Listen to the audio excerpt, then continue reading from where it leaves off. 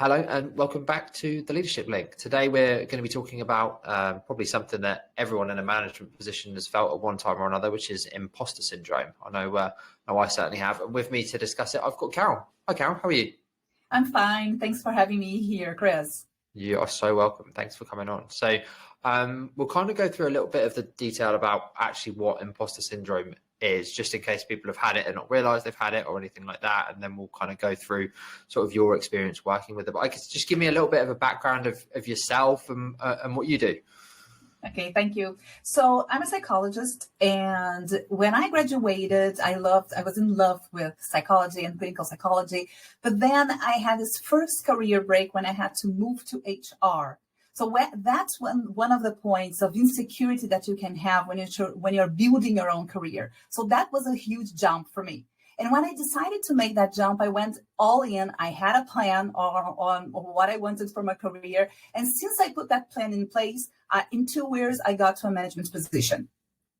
So, and I loved it.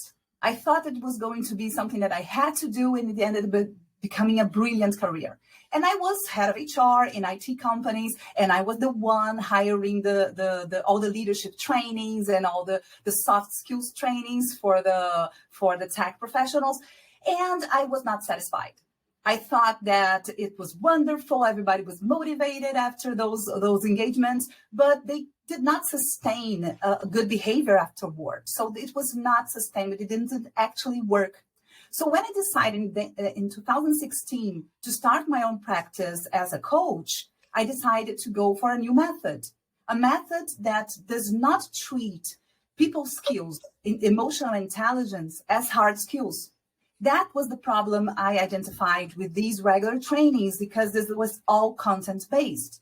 And like imposter syndrome, other leadership skills like communication cannot be taught, cannot be developed like that. It's a habit creation, and it's a daily effort. So what I want now and what I do now is that I help tech professionals and tech leaders advance their communication and advance in their career using what I call the leadership behavior hacking method. Because I want all tech people that are really curious, that are really analytical, to grab that strength into looking at their own selves, finding their triggers and overcoming their obstacles. Yeah, for sure. Because I think it's one of those things that people are like a great engineer, and it's similar in sales. Like, people are a great salesperson, then all of a sudden they're promoted to manager and you're just expected to start managing. And like, there's very little training, if any, for people that go into that role, and the only experiences that you have are how you were managed. So you try and manage in the same way, and you've got a different team that need to be managed in a different way, and it's really hard. And I think, like you said, the training that exists for the majority of companies, I know I had this at my previous organization. We had leadership training, but it was one afternoon where people came in, they gave us our like disc profile colors, and then they left, and then that was it. And I can't even remember what color I was. Like, it was that brief, and it was just the company just being like, tick, like we've done some leadership training, therefore like they have been trained, therefore like we've done our job, which is not how it works. And it's the same with anything, like even coding. Like, you don't just take a course on coding for an afternoon and then all of a sudden you're a coder. Like, you learn and you get better and better and better by practicing the things you've learned and implementing the techniques and the ways of doing it that you learn from other people. Like, it's the same with leadership, right? You need to learn the things, but you then also need to implement them and track improvement sort of over time. Yes, talk about your development, having someone to talk about that too, and understanding that this is a habit creation. So you can have the choice to leave that development, overcoming your obstacles, in the hand of a company, or you can take the reins of your career and decide developing it yourself, like invest in yourself so people can see the value that you have. For sure. So today we're going to talk about imposter syndrome, and it seems to be something that you cover massively in sort of like your course. I lifted off an article from Richard Donovan that he put together, which I shared with you as well. He's been on another one of my pods before. He said, imposter syndrome is a psychological pattern in which an individual doubts their skills, talents, or accomplishments, and has a persistent internalized fear of being exposed as a fraud despite evidence of their competence. So it's caused by how people think. The way of thinking is persistent, so it carries on. And also the bit that I hadn't really clocked before is there's evidence to show, no, you actually are good at this thing. So like anyone like that has imposter syndrome, like there's evidence to suggest that you are good at it as well. Is that correct? Yes, that's correct. And I would also add, and I think this is a very important issue, that it's not actually a syndrome. People use this term, but it's not a pathology. And it's important for you not to pathologize it, because it's an experience. And you can have this experience for an extended period of time. And that, I think, it's something that differentiates it from regular insecurity. So it's something that despite everything you've done, and people actually acknowledging your successes, you don't have this sense of success in yourself. You don't feel worth it. It's like some thoughts pop into your mind saying that you just accomplished that because you had help, or because you were lucky, or because the client was so easy to deal with. So there's always something in between you and that image of success. So how common actually is imposter syndrome, and why do you think it's prevalent, especially in tech professionals? Well, it's very common, in any kind of professional, but I gathered here a study from the University of California in San Diego saying that 57% of computer science students experience imposter syndrome. So it seems like something that tech professionals carry along their entire careers. And I think that it has to do, some part of it has to do with the personality. So usually, and then going back to the DISC and the personality profiles and the colors, that's the good use of them, when you actually understand what it can be used for. So if you understand that most professionals are really analytical, they are usually also perfectionists. And imposter syndrome is always to be comparing yourself to something that is really high up there. So if you feel like as an imposter, it's because you're not as good as someone, and this is a tendency in the technical professionals traits. Another thing that plays a role is because technology moves too fast. And this right and wrong feeling, the kind of thinking, like a black and white thinking, it's always also a trait of tech professionals. So it's either you know everything or you're a fraud. So, and it's impossible to know everything. So you have to change your focus of success, your understanding of success, and your understanding that people that are successful, they feel successful. They don't feel successful 100% of the time, and they are not feeling empowered 100% of the time. They also have self-doubt. Yeah, I've never heard of that kind of black and white thinking, particularly within tech profession. But I guess that makes so much sense, right? And like that, I guess that should be a huge factor here as to why people would, you either are or you aren't. Like there's no gray. That must be a huge cause of it. Yes, sure. It depends on the level that you have. Imagine a person that had a very strict upbringing. So either you were the best in everything at school, in sports and something, or you were nothing to your parents. So you struggle a lot to be good at everything. But being good at everything in our world now, it's just impossible. So one of the things that I say to people facing a lot of insecurity and with a high level of perfectionism is embrace mediocrity. Mediocrity, you don't have to be good at everything. To excel in something, you have to allow yourself to be mediocre in other things. Yeah. Like I'm a mediocre yoga practitioner or runner, but that's okay. I went. And what is good enough for you? You don't have to be good at AI just because AI is a new thing now. I think everyone feels insecure talking about this now. And if they don't, maybe they should.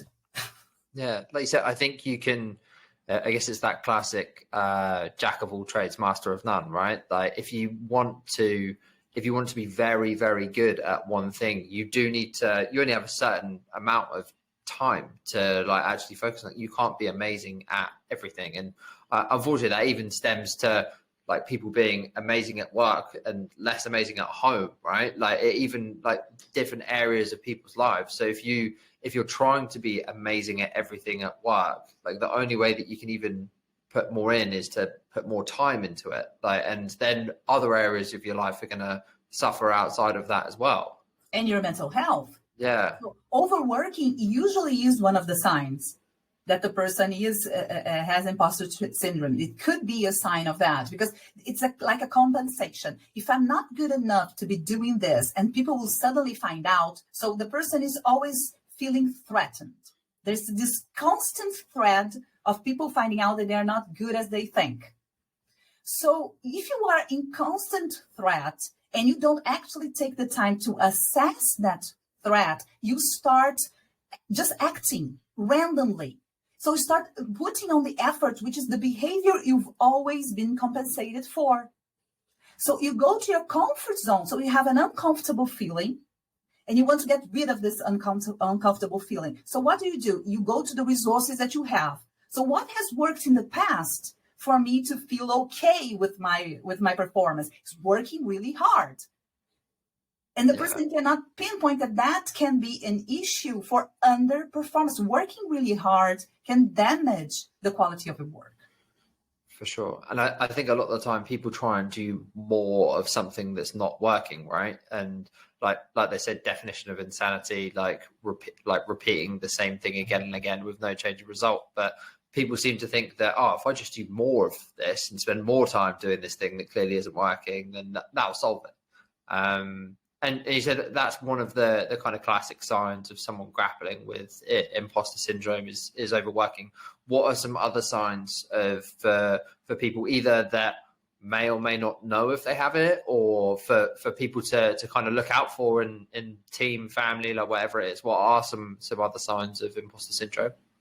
Well, I think the first things are the thoughts. Okay, so you have to identify if you have this undermining thoughts, if you never can see anything good about your performance, or if you never believe on people's praises, for example. But then outside, people who are around you and leaders, how can they spot in their teams if someone might be going through this? First of all, I've mentioned is overworking. Another one is the high level of perfectionism and procrastination that comes with it. So the person never delivers because he's afraid that of people's opinions. He's afraid to make mistakes. A reactive communication is also a sign. And what do I mean by reactive? Here, I'm not necessarily aggressive, but it's not proactive. The person never gives freely an idea. It's never the first one to speak. And it generally tries to agree with the majority, with the group thinking. So you can see that person is afraid of something, trying to hide something. And usually influences a lot in their communication as well. And another thing that you might notice, if you feel that your career is not progressing as fast as you want and you're really frustrated with that. So in nowadays, people compare themselves with, I don't know, Elon Musk, people who had completely different backgrounds and feel like, oh my God, I'm in my 30s and I'm not a millionaire yet. So there are a lot of issues playing here. But the thing is that you first have to accept that you have these feelings, understand what you're thinking. Try to map your thoughts and understand if they are similar to how an imposter would think. Yeah, for sure. It almost seems like what you're saying is they're constantly feeling like they're going to be exposed as a fraud. Like, so they dial back from like giving input just in case they give the wrong thing. Like they actually don't give any at all. And then just constantly work and think they're almost like treading water under the surface, that they can kind of like work their way out of feeling like a fraud. Yes, and as you mentioned, working with the wrong tools, because what do? They work more and they study more of, in this case, technology. Yeah. But what's going to bring them to the light, and what would actually help, is investing in soft skills, investing in self-awareness, investing in communication, for example. For sure. Like we even talked about this, or I did a podcast yesterday with a guy called Jordan.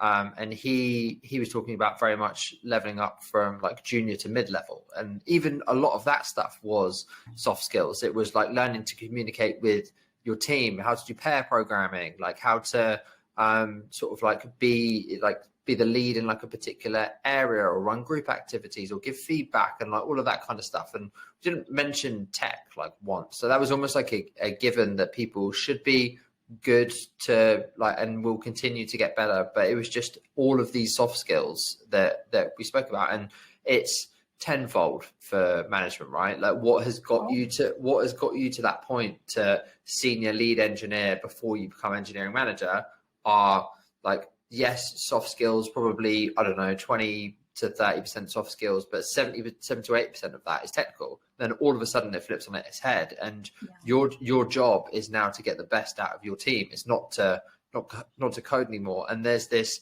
I think it's called like hero mentality or something, that a lot of managers can come into in particularly sort of small startups, where they just think, oh, if my team's not delivering, I'll just do everything, and they just do all of the work that everyone else should be doing, whereas that's not actually the job that they're being paid to do. Like their job is to get the best out of the people that work for them and manage them and help them with their problems, which is, it's non-technical. Like obviously you need to be able to input from, if they're asking you technical questions, yes, like for sure, there's always going to be a technical element to it, but the majority of it is getting the best out of the team, which is just, it's completely different. So you can't use the skills that you already have to solve a new problem that needs completely different skills. Yes, that's right. So the higher you go in the leadership level in tech or anything else, the more you're going to have to understand people and deal with people. I once heard a CEO saying that if he could clone himself, he would have clones of him that he would do everything right. And I said, oh yeah, because you're perfect in everything. So it's not understanding that the difference in the complexity of the human beings, that's amazing and really interesting. But I'm sure that technical people, being logical, if they are given a very good framework to understand people, they can get interested in that and understand how they can improve their communication, and they can improve their relationship and fast forward their careers with that. Yeah. So how does improving their communication skills actually contribute to overcoming imposter syndrome? Well, I think that there are two levels that we have to talk about here. First of all, it's an organizational level, so the leader's responsibility. So the leader needs to help. If you know that imposter syndrome is so prevalent among tech professionals, you know that's probably prevalent in your team. So that's given. So you have to work towards your communication becoming psychologically safe and creating the environment so they can develop and actually be able to feel more vulnerable and make mistakes. So it's like creating this environment. So this is on a leadership level. But when you're talking about us individuals, when you communicate well, people respect you more. That's something that you can see in your daily routine. So some people, they feel like imposters. Sometimes it's not even an imposter syndrome, but they have this experience for a while, because when they communicate, people actually don't understand what they mean, and they keep, he doesn't get the trust and the influence they wanted. So it's about improving this communication to be able to show people how much the value that you have inside of you, because communication is the gateway for all the other skills. So no one will ever know how good you are unless you are able to communicate that. And if you develop your communication, if you go deep in this, then you will first have to develop your value proposition. So once you know your value, then communication becomes easier and authentic, which is very important. For sure. And like what you were saying there about communication and skills and trust, I think is such a big thing, particularly for like a for like a manager, anyone within your team, but as a manager in particular, if you say you're going to do something and then don't do it and don't communicate, or like don't communicate like a message effectively from, like, say your boss is rolling something out new and you communicate it in the wrong way, like it can have negative connotations, whereas if you communicate it in the right way, you can have positive connotations to that message. And I think a lot of it as well is people's digital communication, as well as in person or over Zoom and things like that. Like, I think so much is done over Slack and over emails and things like that, and people aren't often mindful of like what the person is receiving. Like, so sometimes, and apparently there's two. I can't remember the name of it, but I'll try and find the name of the audio book that I was listening to. But it was all about digital communication and the fact that apparently there's two different types of people in terms of digital communication. Some have embraced it, and some are like hesitant to embrace it. And apparently people sit in two camps, and even using a full stop, for example, at the end of a sentence, people that have embraced technology, like, don't use full stops at the end of sentences, whereas people who haven't embraced it do use full stops at the end of sentences. Like, one group thinks that it's proper grammar. The other group that have embraced technology find it aggressive, like, for people to put full stops at the end of sentences. And it's just wild that one thing, like, one group of people think that it's the right thing to do because it's proper grammar, that other people think that they're receiving a message that person's annoyed at them because they've put a full stop at the end of it and it's an aggressive message. So, like, just working on small nuances like that, like, can have such a big impact in your relationships with people, and ultimately, like, your relationships with your team is going to directly affect the performance of your team. Sure, it's making sure your communication matches your intentions. It's being intentional about your communication. Just not let it go as if you're talking to someone in the bus stop. So you're actually communicating professionally, being aware of how you communicate.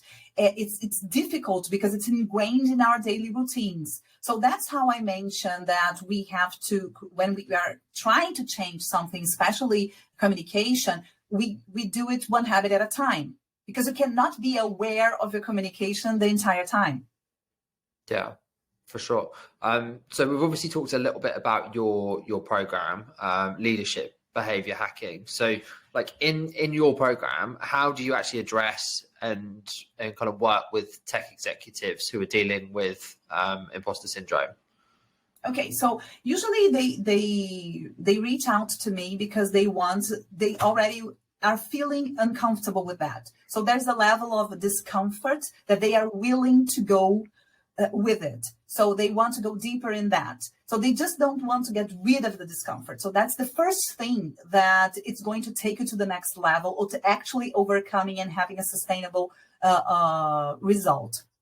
So what we do is that we raise the self-awareness to find these root causes of the imposter syndrome.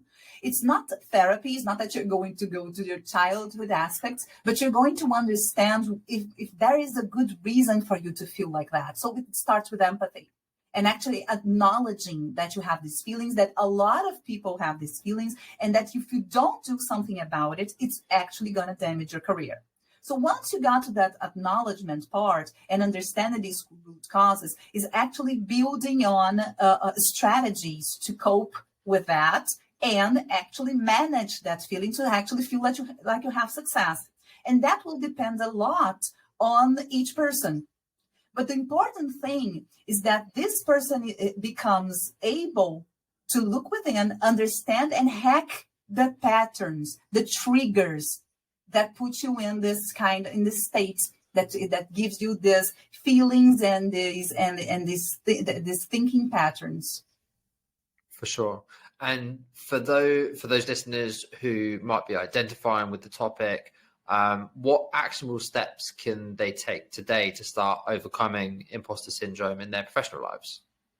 Well, I think that's, first of all, don't judge yourself. Okay, it's common. It's okay to feel like this, and you can overcome it. So be hopeful about it and be non-judgmental.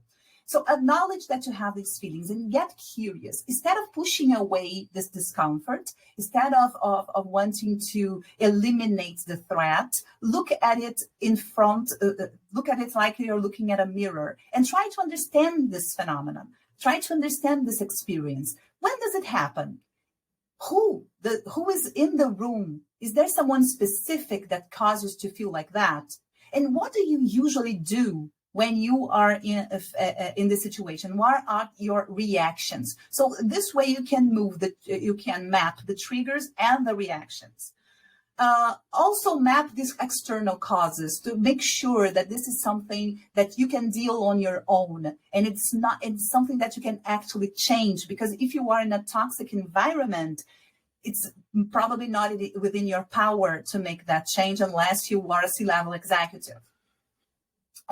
Then is resist this urge to compare yourself with other people, because people start at different points, they start at different levels, and people who don't feel like imposters are not more capable than you. They just have an internal sense of success that they build probably during their childhood and during their whole lives, and they actually don't feel that way, that successful and that secure 24/7. And if you feel that this is actually harming your career and your mental health, look for help. Look for professional help. You can have a network support of people that feel the same way, like imposter syndromes, group coaching, or you can talk to a specialist and actually have help assessing this. This doesn't make you an imposter to thrive with help. Because one of the things that is a problem with imposter syndrome is that people put these conditions to success. So one of the conditions they usually do it is you have to do it everything on your own. So that prevents you from actually getting mentors, from getting coaching, from getting therapy, from actually getting help.